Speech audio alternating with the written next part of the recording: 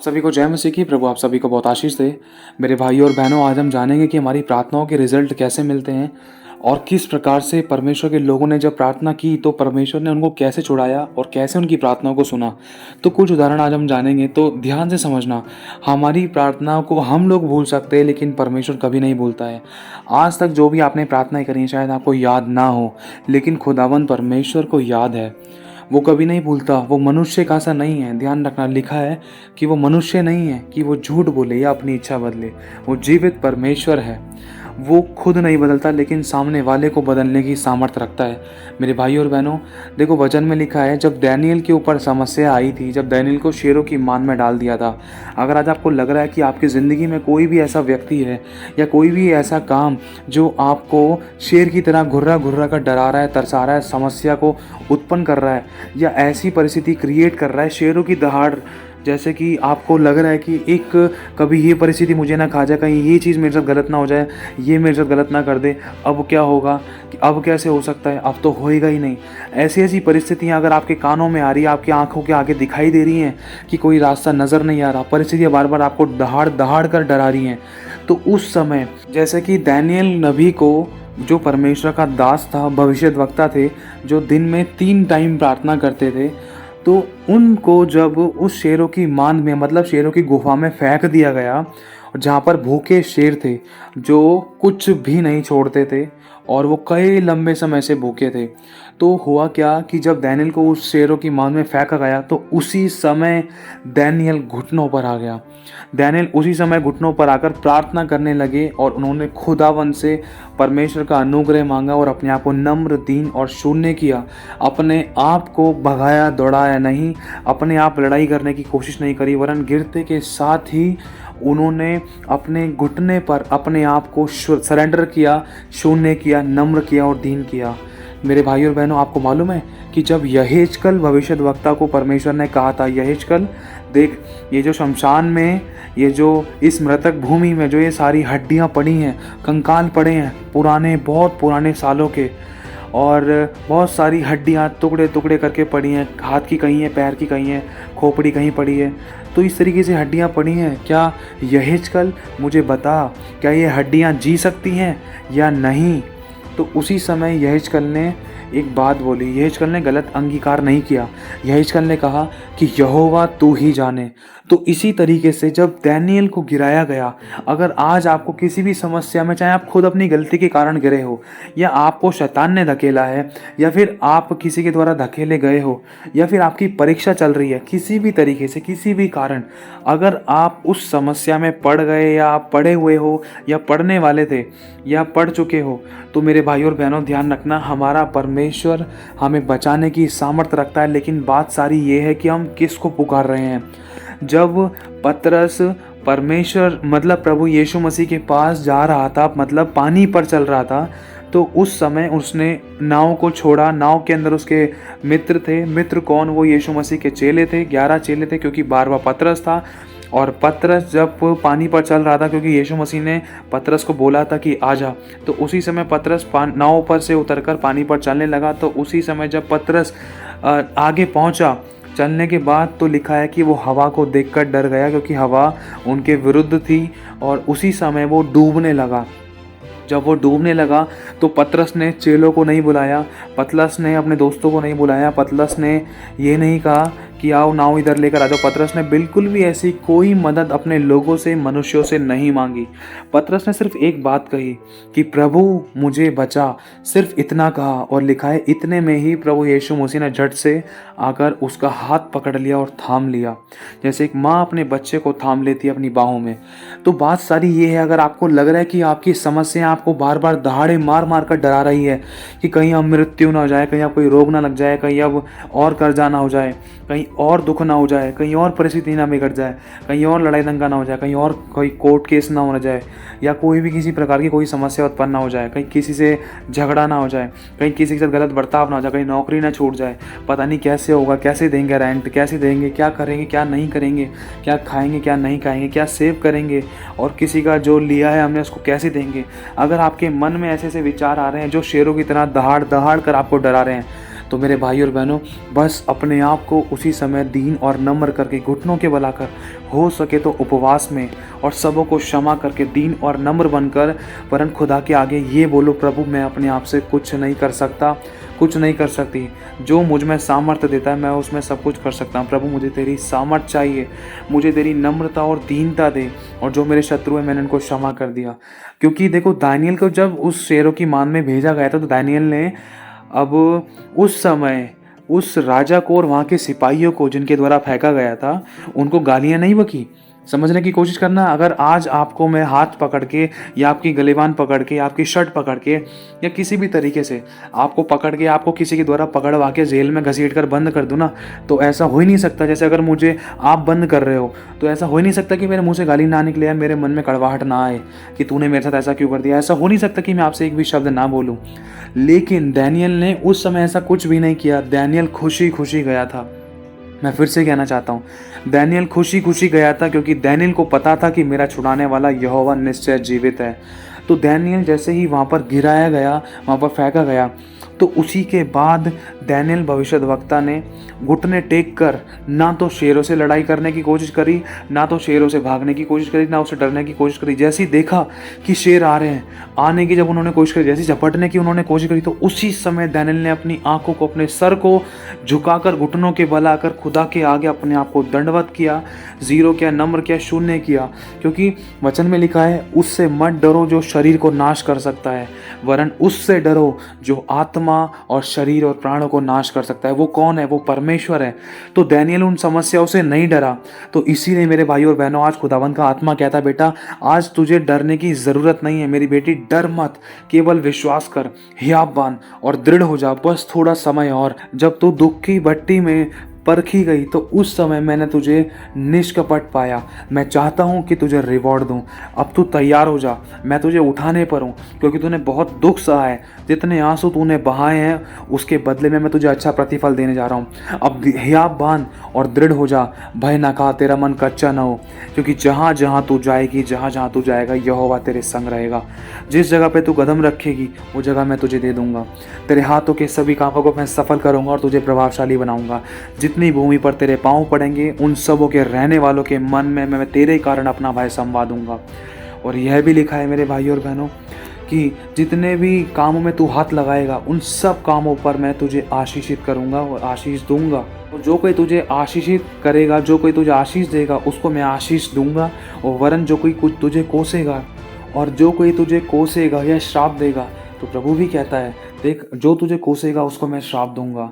तो मेरे भाई और बहनों, उसका वचन ये भी कहता है, देख मैंने तुझे अपनी आंखों की पुतली की नाई संभाल कर रखा है, तू मेरी दृष्टि में अनमोल और प्रतिष्ठित है। तो मेरे भाई और बहनों, जब दानियल ने वहाँ पर प्रार्थना करी तो भूखे शेरों के जबड़े बंद कर दिए खुदावंद ने। एक भी शेर दानियल का एक बाल भी बाका नहीं कर पाया। क्यों? उस गुफा में भी अगर आपको लग रहा है कि चारों तरफ से आपके दरवाजे बंद हैं और चारों तरफ से भूखे शेरों की तरह की समस्या आप पर झपटने के लिए तैयार थी, या झपटने वाली थी, या झपट भी चुकी थी, लेकिन उस समय आप किसको पुकार रहे हो? या आप अपने शत्रुओं को कोस रहे हो, या फिर आप उन शेरों के बारे में कुछ कह रहे हो, या फिर डर कर भाग रहे हो, या फिर आप अपनी भड़ास निकाल रहे हो, या जिसने डलवाया है जिसके कारण आप समस्या में पड़े हो, या उनके साथ बैर भाव रख रहे हो, या उनको माफ़ नहीं कर रहे, या फिर इन सब चीज़ों को अलग हटाकर सिर्फ चुप्पी लगाकर दुख को चुप करके सह रहे हो और उसका धन्यवाद कर रहे हो उस परिस्थिति में कि प्रभु तेरा धन्यवाद ऐसे लोगों के लिए, ऐसे कामों के लिए, ऐसी परिस्थितियों के लिए जिसके कारण आज मैं तेरे और नज़दीक आ पाया हूँ। ऐसे लोगों के लिए धन्यवाद प्रभु जिसके द्वारा मैं तेरे और करीब आ पाया हूँ, कि तेरा प्रेम मुझे विवश करता है। सच में प्रभु, संसार से तो मैंने उम्मीद लगाई, संसार ने दरवाजे बंद कर दी। प्रभु तेरा धन्यवाद उन लोगों के लिए, उन दरवाज़ों के लिए, और ऐसे लोगों के लिए जिसके द्वारा मुझे दुख मिला ताकि मैं तेरे पास आ सका। तो खुदावंद का कलाम साफ स्वयं कहता है कि देख अपने कामों को यहोवा पर डाल दे, तब तेरी कल्पनाएं सिद्ध होंगी। यह भी लिखा है कि देख जय के दिन के लिए, युद्ध के दिन के लिए घोड़ा तैयार तो होता है लेकिन जय यहोवा ही से मिलती है। और ऐसा भी लिखा है कि देख तू ना घोड़े का सहारा ले, ना रथों का सहारा ले, वरन सिर्फ तू मुझ पर भरोसा रख। तेरा न्याय, तेरा युद्ध, तेरा परमेश्वर लड़ेगा, मैं लड़ूंगा, परमेश्वर स्वयं कहता है। अगर हम अपना युद्ध, अपना न्याय खुद लड़ लें तो कोई फ़ायदा नहीं है परमेश्वर का।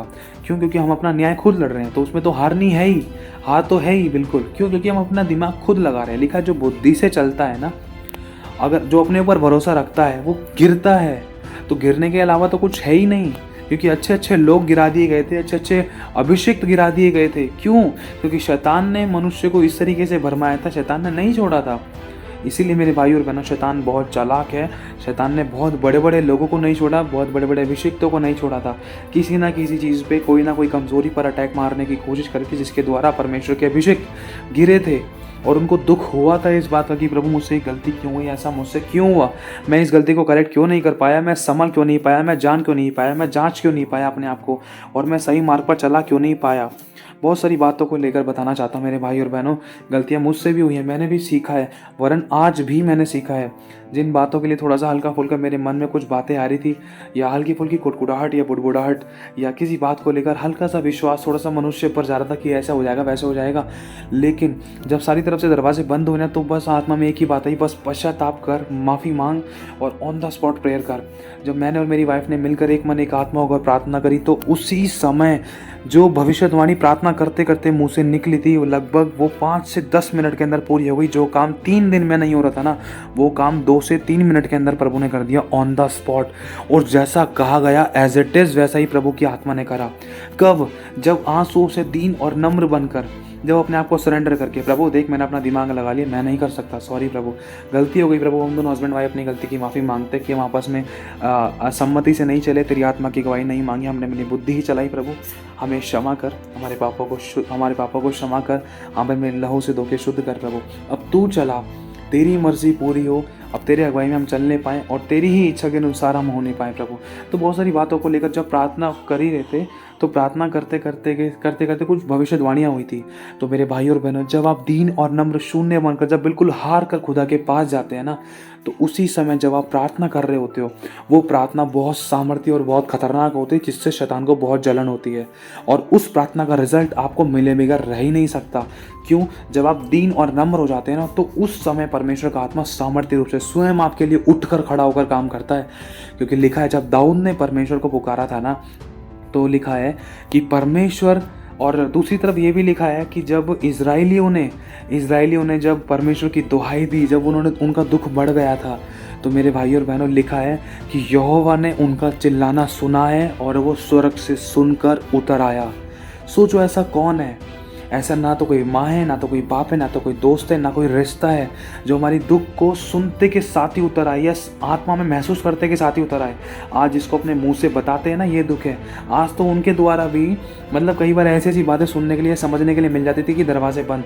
लेकिन खुदा तो मनों की बातों को जांच कर हमारी स्वर्ग से सुनकर उतर आया। और दाऊद के बारे में लिखा है कि जब दाऊद ने खुदावंद यहोवा परमेश्वर को पुकारा, क्यों? क्योंकि दाऊद परमेश्वर की दृष्टि में सही चले थे, और जब उन्होंने परमेश्वर को उस समय पुकारा, तो लिखा है परमेश्वर ने दाऊद के शत्रुओं को बिजलियां गिरा गिरा कर परास्त किया। और परमेश्वर का वचन ये भी कहता है कि देख, अगर तू मेरे अनुसार सही चलता है ना, तो देख मैं तेरे बैरियों का बैरी हूँ, तेरे शत्रुओं का शत्रु। बहुत सारी ऐसी ऐसी बातें खुदावन ने हमारे लिए कही हैं। हमारा बैरी कौन है? हमारा शत्रु कौन है? वो शैतान, वो दुख, वो तकलीफ़ें, वो कर्जा, वो गरीबी, वो घटियाँ, वो लड़ाई दंगे, वो परेशानी है, महामारी, मार रोग, यही तो हमारे बैरी हैं, यही तो है हमारे बैरी। और इन्हीं को भस्म करने के लिए, इन्हीं को नाश करने के लिए, इन गंदी दुष्ट आत्माओं को जलाने के लिए, बांध कर खंडन करने के लिए खुदावन स्वयं उतर आता है। मेरे भाई और बहनों, कब उतर कर आता है? जब हम उसी पर भरोसा रखेंगे ना, और उसी के हाथ में अपने सारे कामों को सौंप देंगे, अपना दिमाग नहीं लगाएंगे, अगर चुप्पी लगाकर उसको पहला स्थान देकर उसी की स्थिति इच्छा को पूरा करेंगे, तो वो ज़रूर सुनेगा, ज़रूर काम करेगा। उदाहरण के तौर पर देखो, ध्यान से समझना, अब्राहम के पास बच्चे की आशीष नहीं थी। अब्राहम ने क्या किया? प्रभु से कहा, प्रार्थना की। अब अब्राहम ने जब प्रभु से प्रार्थना की, अब्राहम की प्रार्थना प्रभु ने सुनी। अब्राहम को परमेश्वर ने वंश दिया। प्रार्थना के द्वारा परमेश्वर ने जनरेशंस की आशीषें दी हैं मेरे भाई और बहनों। और इसके साथ साथ जब यूसुफ ने प्रार्थना की, सोचो यूसुफ जब जेल में चला गया था, उसको झूठे केस में फंसा दिया गया था, तो उसके बाद भी वो कई सालों तक जेल में रहा। क्यों? क्योंकि वो परमेश्वर का भय मानता था। अगर वो चाहता तो मार काट के वहाँ से भाग सकता था, वो चाहता तो उस लड़की के साथ व्यभिचार करके भाग सकता था, उस लड़की को मतलब किसी भी तरीके से फंसा कर उसको अपने फेवर में कर सकता था।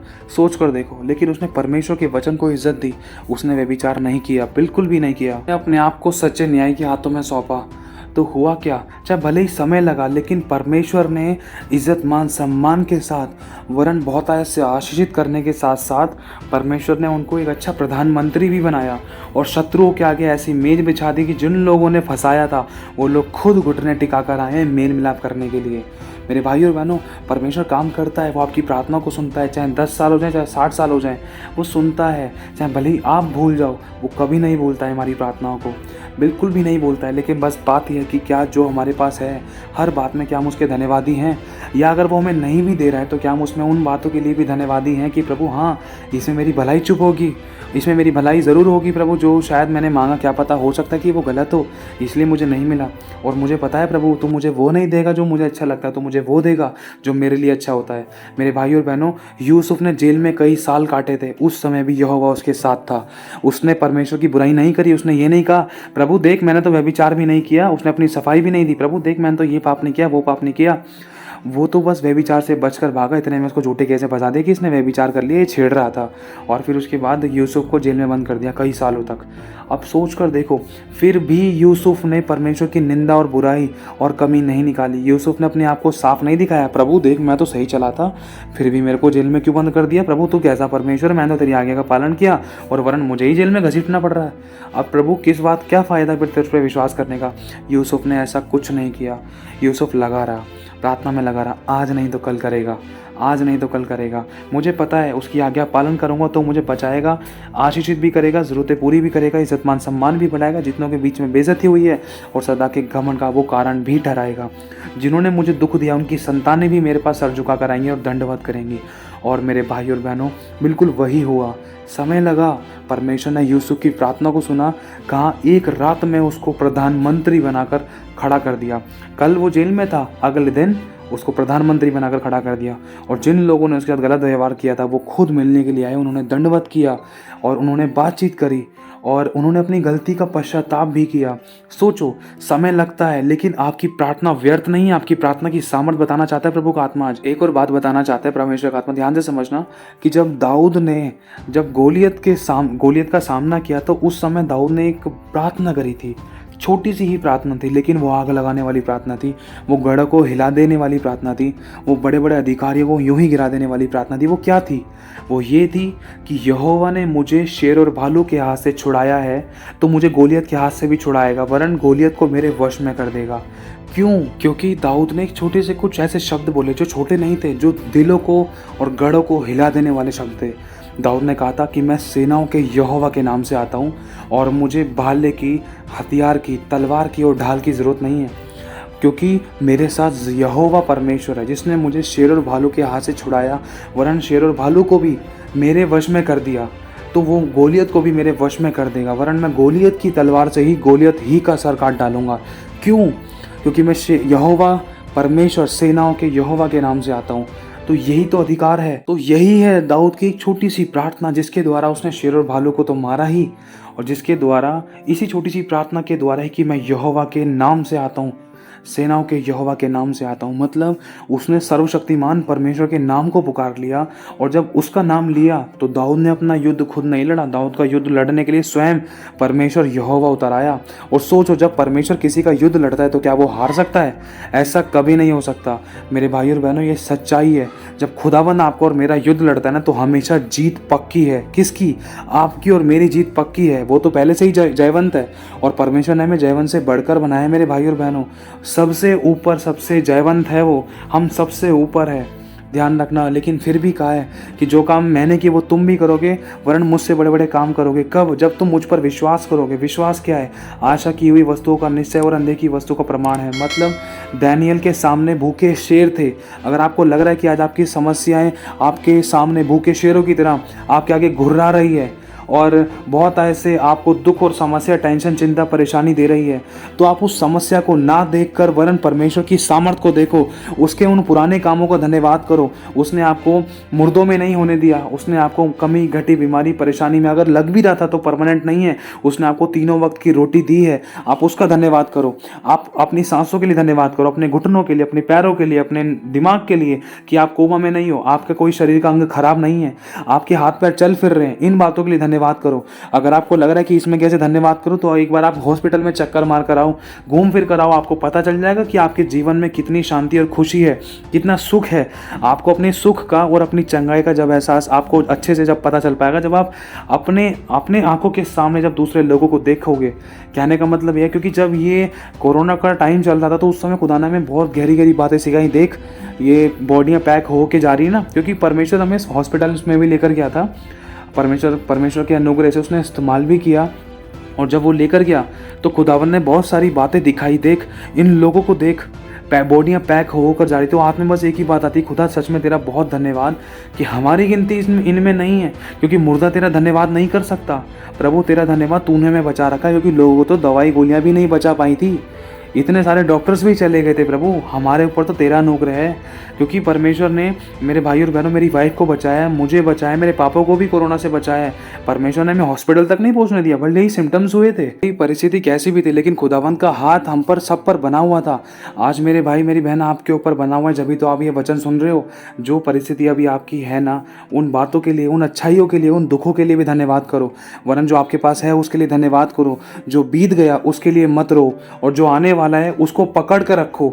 ध्यान रखना, जो आने वाला है उसको पकड़ने की कोशिश करो कि हाँ प्रभु, अब मेरा अच्छा दिन आने वाला है। ये दुख, ये तकलीफें मेरी नहीं है, ये बीमारी मेरी नहीं है, ये घटी मेरे जीवन का हिस्सा नहीं है, ये कर्जा मेरे जीवन का हिस्सा नहीं है। अच्छे अच्छे शब्द बोलना शुरू करो, यही आपकी प्रार्थना है और यही आपकी भविष्यवाणियाँ हैं। और एक और प्रार्थना का उदाहरण बताना चाहता हूँ मेरे भाई और बहनों। आपको मालूम होगा शद्रक, मेशक और अबेदनगो के बारे में, कि जब शद्रक, मेशक, अबेदनगो के सामने आग का भट्टा था जिसको 7 गुना बढ़ा दिया गया था, और उस समय राजा ने कहा था कि देखो, तुम्हें मेरी मूर्ति के आगे झुकना पड़ेगा और तुम्हें मुझे दंडवत करना पड़ेगा। तो उन तीनों ने कहा था, नहीं, हम तेरे आगे दंडवत नहीं करेंगे, क्योंकि हम सच्चे परमेश्वर पे भरोसा रखते हैं। हम तेरे आगे नहीं झुक सकते, ना ही हम कभी झुकेंगे। हमारा परमेश्वर है, हम उसी को दंडवत करेंगे, हम उसी के आगे झुकेंगे, क्योंकि उसी ने हमें जीवन दिया है, उसी की बदौलत आज हम जीवित हैं।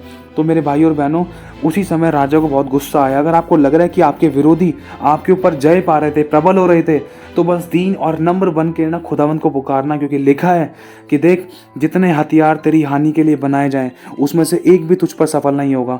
और जितने लोग मुद्दई होकर तुझ पर नालिश करें या तुझ पर बोझ डालें या तुझे नाश करने की कोशिश करें, लिखा है कि उन सबों से तू जीत जाएगा, उन सबों से तू जीत जाओगे। इन वचनों को अपने मुंह से बोलो कि हाँ प्रभु, जितने लोग मुद्दई होकर मुझ पर नालिश करें या मुझ पर चढ़ाई करने की कोशिश करें, प्रभु उन सबों से मैं जीत जाऊंगी, मैं जीत जाऊंगा। अंगीकार करना है। तो हुआ क्या, जब शद्रक, मेशक और अबेदनगो ने बोल दिया कि भाई हम नहीं झुकेंगे तेरे आगे, हम तो सिर्फ परमेश्वर ही के आगे झुकेंगे, तो हुआ क्या, उस राजा ने गुस्से में और वहाँ की एक ऐसा रूल्स और रेगुलेशंस बनाया था कि जो मेरी मूर्ति के आगे, मेरे आगे दंडवत नहीं करेगा, उसको आग के भट्टे में डाल दिया जाएगा, जिंदा फूंक दिया जाएगा। तो उनको तीनों को पकड़कर आग के भट्टे में डाल दिया, और जो लोग डाल रहे थे ना, वो भी झुलसकर वहीं मर गए। और सोचो, जब शद्रक, मेशक, अबेदनगो को आग के भट्टे के अंदर फेंका, तो उसी समय खुदावन का स्वर्गदूत वहाँ पर आया। क्यों आया? क्योंकि शद्रक, मेशक, अबेदनगो ने एक स्टेटमेंट दी थी, आखिरी खतरनाक वाली। क्योंकि उन्होंने यह प्रार्थना करी थी छोटी सी, कि हमारा परमेश्वर हमें तेरे हाथ से छुड़ा लेगा। ध्यान रख, अगर हमारा परमेश्वर हमें तेरे हाथ से नहीं भी छुड़ाएगा ना, तब भी हम तेरे आगे दंडवत नहीं करेंगे। तो इतनी सी बात में ही, तो इस बात को सुनते के साथ ही उस राजा ने ना उन तीनों को आग के भट्टे में फेंकवा दिया। और जो फेंक रहे थे वो तो खुद झुलस गए थे, झुलस के मर गए थे। लेकिन खुदावंत का एक वचन उस समय पूरा हुआ। वचन क्या पूरा हुआ? उन्होंने प्रार्थना करी, और संकट के समय तू मुझे पुकार, मैं तुझे छुड़ाऊंगा और तू मेरी महिमा करने पाएगा। संकट के समय उन्होंने यहोवा परमेश्वर को पुकारा। तो हुआ क्या? वचन में लिखा है कि जब तू आग में होकर जाए तो तुझे आँच ना लगेगी, जब तू जल में होकर जाए तो पानी तुझे डुबा ना सकेगा। तो मेरे भाई और बहनों, जब उन्होंने परमेश्वर के आगे ये वाली बात बोली कि अगर मेरा परमेश्वर मुझे तेरे हाथ से नहीं भी छुड़ाए ना, तब भी हम तेरे आगे दंडवत नहीं करेंगे। तो इसी बात पर खुदा ने उन पर घमंड किया। घमंड किया इस बात का कि इन मेरे 3 बच्चों ने उस 7 गुना तपते हुए भट्टे को देखकर मेरा इनकार नहीं किया, वरन मेरे लिए अपनी जान देने के लिए तैयार हो गए। और उन्होंने साफ राजा से कह दिया कि हम तेरे आगे नहीं झुकेंगे, चाहे तू हमें आग के भट्टे में डाल दे, तब भी नहीं झुकेंगे, हम तो अपने परमेश्वर ही को दंडवत करेंगे। तो परमेश्वर को घमंड हुआ कि क्या खतरनाक विश्वास है। लिखा है कि परमेश्वर का एक दूत, और ऐसा भी लिखा है कि एक परमेश्वर के पुत्र का सदृश एक दूत उन तीनों के बीच में खड़ा हुआ है, और वो तीनों बीच में उस भट्टे में टहल रहे हैं। मतलब वो स्वर्गदूत भी दिखाई दिया परमेश्वर का वहाँ के लोगों को, उस राजा ने भी देखा, और ये भी देखा कि वो तीनों शद्रक, मेशक और अबेदनगो और वो दूत उनके साथ उस आग के भट्टे में टहल रहा है। सोच कर देखो, क्योंकि वचन में लिखा है कि आज तुझे ना लगेगी, पानी तुझे ना डुबा सकेगा। ये वचन को कब उनके जीवन में पूरा हुआ? ये तब हुआ जब उन्होंने अपने आप को परमेश्वर के हाथों में सौंप दिया। चाहे जिए या मरे, खुदा बस तू ही है, तू ही उठाएगा, तू ही बचाएगा। अगर कोई मुझे इस समस्या से नहीं भी बचाए तो भी कोई बात नहीं, मुझे मेरे परमेश्वर पे भरोसा है। तो उन्होंने इस बात पे भरोसा किया। उन्होंने समस्या के आगे घुटने नहीं टेके, उन्होंने समस्या के आगे अपने आप को ज़ीरो नहीं किया, उन्होंने समस्या के आगे अपने आप को बिल्कुल ऐसे ही नहीं छोड़ दिया, वरन समस्या का अपने शब्दों के द्वारा सामना भी किया। क्या कहा कि अगर मेरा परमेश्वर, अगर मुझे राजा तेरे हाथ से नहीं भी छुड़ाएगा ना, तब भी हम तेरे आगे दंडवत नहीं करेंगे। तो बस इसी बात के कारण खुदावन ने उनको उस आग के भट्टे में से बचा लिया। कब, क्यों, कैसे? ये सब प्रार्थना के द्वारा हुआ, और सिर्फ बोलने से ही नहीं, वरन उन्होंने करके भी दिखाया। ये नहीं कि आग के भट्टे में पास जा रहे, नहीं नहीं भाई राजा मैं तो तेरे आगे दंडवत कर लेता हूँ, नहीं। उनको जब आगे पास ले जाया जा रहा था, सोचो परिस्थिति कैसी हो सकती है, कैसी होगी उस समय परिस्थिति। अब अंदाज़ा लगा कर देखो, जैसे आप लोग हैं या मैं हूँ, अब हम जैसे आग के भट्टे की तरह जैसे हमें लेकर जाया जा रहा था, तो मन में यही आएगा, कहीं राजा की तरफ मान लेते हैं, बात मान लेते हैं, यार देख आके देख आँच लगना शुरू हो गई, देख गर्माहट लग रही है चेहरे पर, कहीं बाल ना चुपके, ऐसे ना हो वैसे ना हो। 1000 क्वेश्चंस बातें आई होंगी। ये नहीं कि झट से बोलते के साथ ही डाल दिया। उनके हाथ पैर बांधे गए थे, और उनको जब हाथ पैर बांध रहे होंगे, क्या उनके मन में ऐसे विचार नहीं आए होंगे? तो इसी तरीके से मेरे भाई और बहनों, खुदावन ने उनको समय दिया कि कहीं अब तो मेरा इनकार नहीं करेंगे। हाथ पैर बनते बनते राजा के सामने तो उन्होंने मुंह पर खुलकर बोल दिया कि भाई हम राजा तेरे आगे नहीं झुकेंगे, चाहे तू हमें आग के भट्टे में डाल दे। अब मैं देखता हूँ कि धीरे धीरे करके थोड़ा सा इनको 15 से 20 मिनट और समय देता हूँ, क्या पता अब मुकर जाए मेरे नाम से, या अब मेरे को छोड़कर उस राजा के आगे दंडवत कर दें। तो उसी समय परमेश्वर की आत्मा ने इस चीज़ को नोटिस किया। उनके हाथ पैर बांधे गए, और उनको उनको अच्छे तरीके से बांध उनको जब उस भट्टे की तरफ ले जाया जा रहा था, तो उन्होंने कुछ भी परमेश्वर के वचन के विरुद्ध में या प्रभु के विरुद्ध में नहीं कहा, वरन चुप्पी लगाकर उस आग के लिए तैयार थे कि हाँ भाई अगर हमारा परमेश्वर नहीं भी बचाए तब भी हम राजा तेरे आगे दंडवत नहीं करेंगे। तो खुदावन खुद उतर आया और उन्होंने प्रार्थना करी। उनकी प्रार्थना के द्वारा खुदा ने उनको आग के भट्टे में से निकाले। तो सोच कर देखो, आपकी और मेरी समस्या क्या उस आग के भट्टे से जो इंसान को जिंदा जला सकती है उससे बढ़कर है क्या? सोच कर देखो मेरे भाई और बहनों।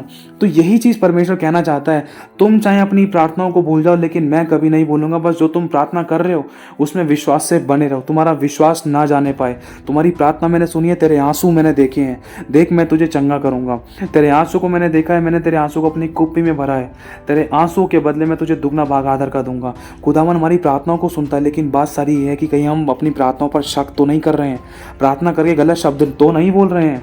हमने प्रार्थना कर दी कि यीशु के नाम से चंगा हो जाए, प्रार्थना तो कर दी है, लेकिन उसके बाद प्रार्थना खत्म होने के बाद कहीं बार बार ये तो नहीं बोलने हैं, अरे बीमारी हो गई है, ये चोट लग गई है, दवाई से ठीक होगी, ऑपरेशन होगा, ये होगा वो होगा।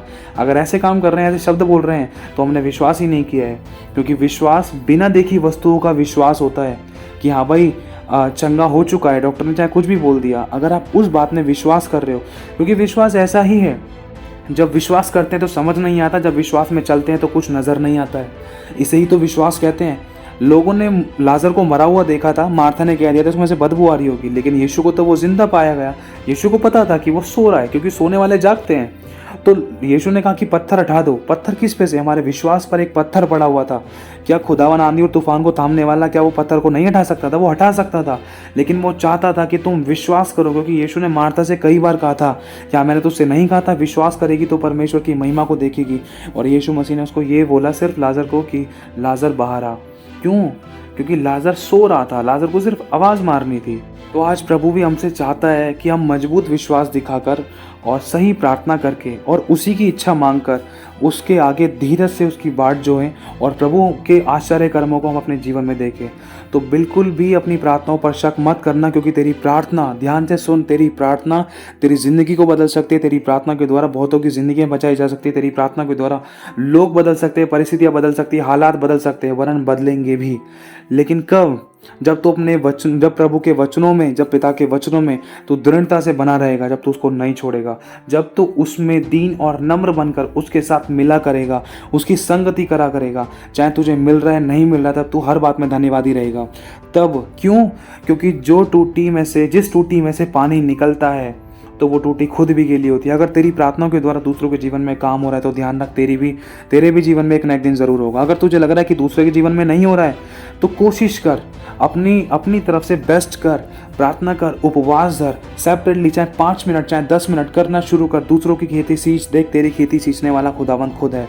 तो मेरे भाई और बहनों, खुदा चाहता है कि जब भी तू प्रार्थना करे तो निष्कपट मन से, दीन और नम्र होकर, जीरो करके, अपने आप को सरेंडर करके ऐसा कर लो कि प्रभु मुझे कुछ नहीं आता, अब जो भी सिर्फ तू है, तू ही कर सकता, तू ही पार लगा सकता, तू ही उठा सकता, तू ही बचा सकता है। अब मैंने अपना बहुत दिमाग लगाकर मैंने परिस्थिति बिगाड़ ली, लेकिन अब प्रभु तेरे हाथों में सौंपता हूँ, तेरे हाथों में सौंपती हूँ। सब कुछ ठीक करने वाला तू है। बस खुदा की उपस्थिति में बैठो, उसका धन्यवाद करो, पहला स्थान दो, उसके अनुसार चलो। खुदावन का चमत्कार आपके साथ में है। आप सभी को जय मसीह की।